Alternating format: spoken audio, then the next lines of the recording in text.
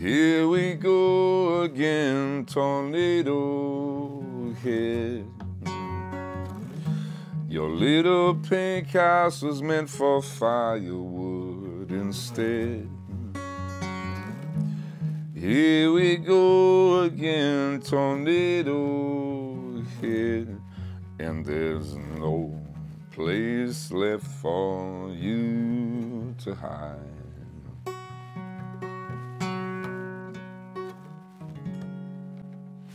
Hey everybody, thanks for joining me once again. This is a behind the song episode of the song called Tornado Head. I think I wrote the music part to it first, and I was trying to see what the music was making me feel like. And I came across this idea of tornado head, and by that I mean like it's a metaphor for like a negative thought loop that we're all, I'm sure, familiar with, of getting stuck in. When I write a song too, and there is like a powerful metaphor in it, it's almost like, how can we make the music sound like a tornado in a way, you know? So I'm thinking about that and the movement of the song and sort of creating this sort of wind effect with it. And then if you listen to the chorus part, what I'm calling the chorus, it's the movement starts to take shape, and it still kind of has that tornado circular kind of a feel to it.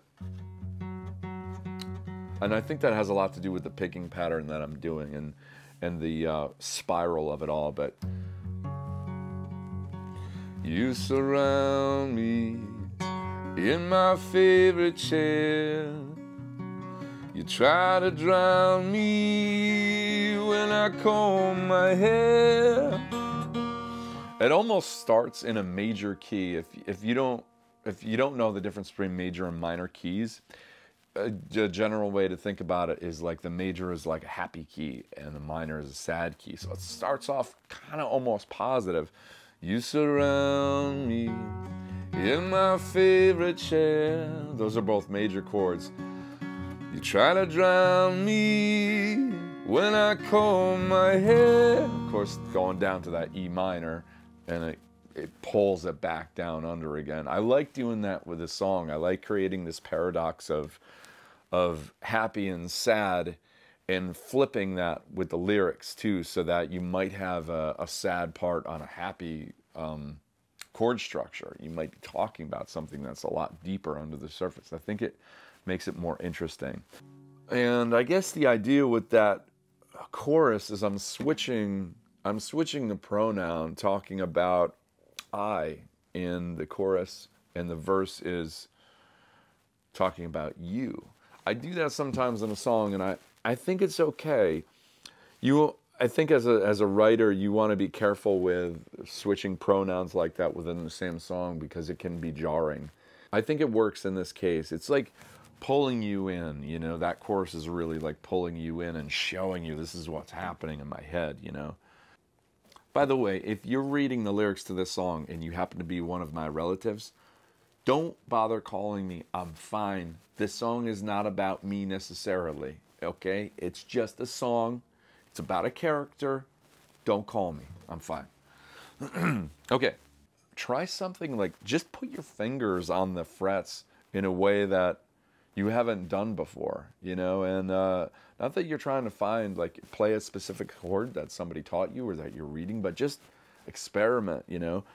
This song, I'm using my first finger and second finger, and I'm on the same fret up here, and I'm not, sometimes with chords, you don't want to play every single note, you just want to be select about it. If I played all the notes at once, if I just strum this, it just doesn't sound great. But if I do selection, I'm only playing basically like 3 notes here. I'm selecting.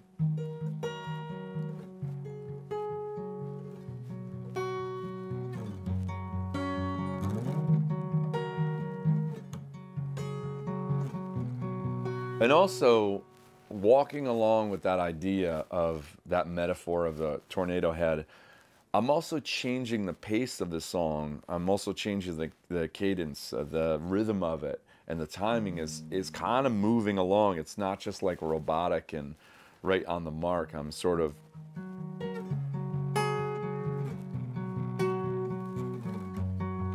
I'm kind of riding that sort of imperfection, you know. That can be hard to do if you have other players on the song that are like trying to keep up with your timing. That's all wacky. But when we get in the studio, you know, that might be a challenge with the song to kind of keep it fluid. But I'm pretty confident. I mean, the people that we're working with too are really good at what they do. So I think we'll get something really cool out of this one. Anyways, oh, if you've been watching this stuff on my hands, it's beets. I didn't kill anybody. I love beets. I hated beets when I was a kid. I thought beets tasted kind of like dirt, to be honest with you. But now, I must love the taste of dirt now because I love beets. Anyways. All right. Well, guys and gals, thanks for joining me here. Of course, I'll have more coming up soon. But see you guys soon. Thank you.